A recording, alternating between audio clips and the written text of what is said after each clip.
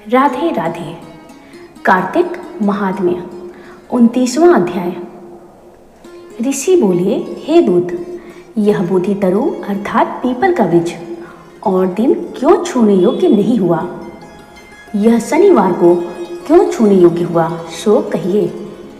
सूत जी बोले, समुद्र को मंथन करने से देवताओं ने जो रत्न पाए, उनमें से देवताओं ने लक्ष्मी और कौस्तुभमणि विष्णु जी को दिया। जब विष्णु जी अपनी भार्या बनाकर लक्ष्मी जी को अंगीकार करने लगे, तभी लक्ष्मी जी ने उन चक्रपाणी से प्रार्थना की। लक्ष्मी जी बोली, जेठी बहन का संस्कार अर्थात विवाह किए बिना आप छोटी को कैसे ब्याहते हो?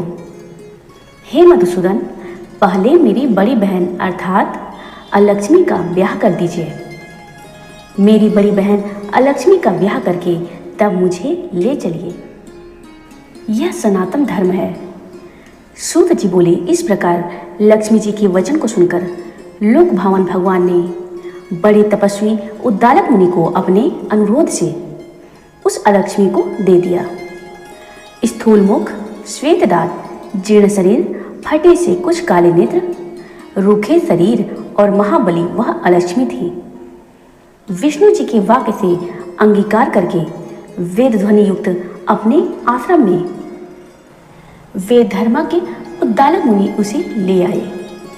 होम के धूप की सुगंधि से युक्त और वेदों के पढ़ने के शब्द से युक्त आश्रम को देखकर दुखित वह वचन बोली। अलक्ष्मी बोली, वेद ध्वनि युक्त यह आवास मेरे योग्य नहीं है।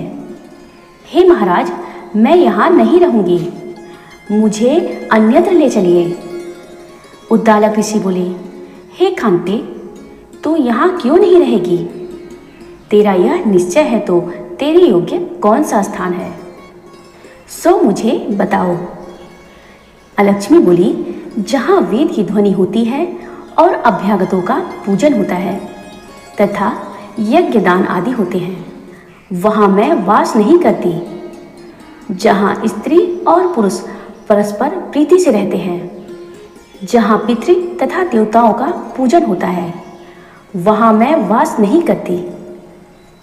जहाँ उद्यम करने वाले, नीति में चतुर, मधुर बोलने वाले और गुरु पूजा करने वाले मनुष्य रहते हैं, वहाँ मैं नहीं रहती।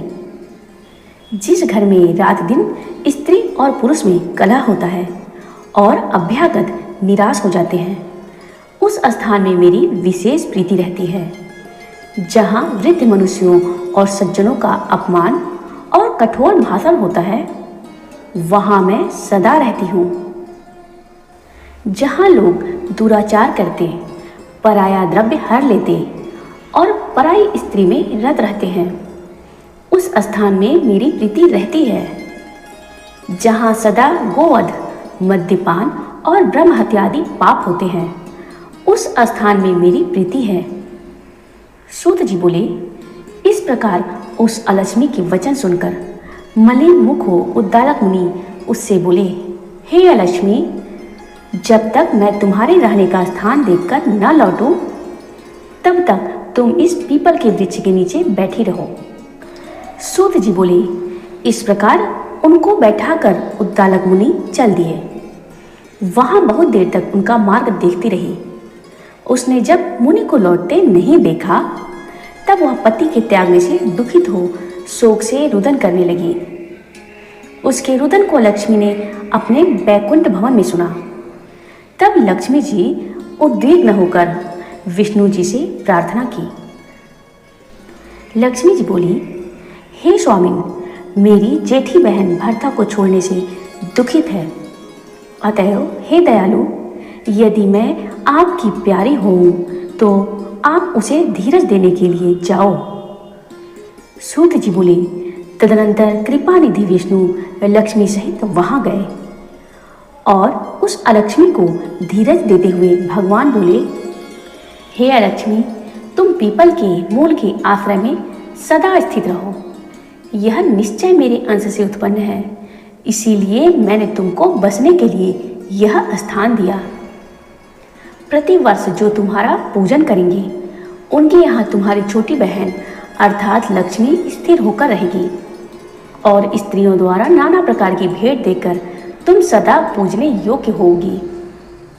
पुष्प गंध आदि द्वारा जो तुम्हारा पूजन करेंगे उन पर लक्ष्मी सदा प्रसन्न रहेंगी। सूत जी बोले, कृष्ण और सत्यभामा तथा नारद और पृथु का संवाद कहा और जो पूछना चाहो सो मैं विस्तार से कहूँ। उनका यह वचन सुनते ही ऋषि मंदहास्य कहने लगे।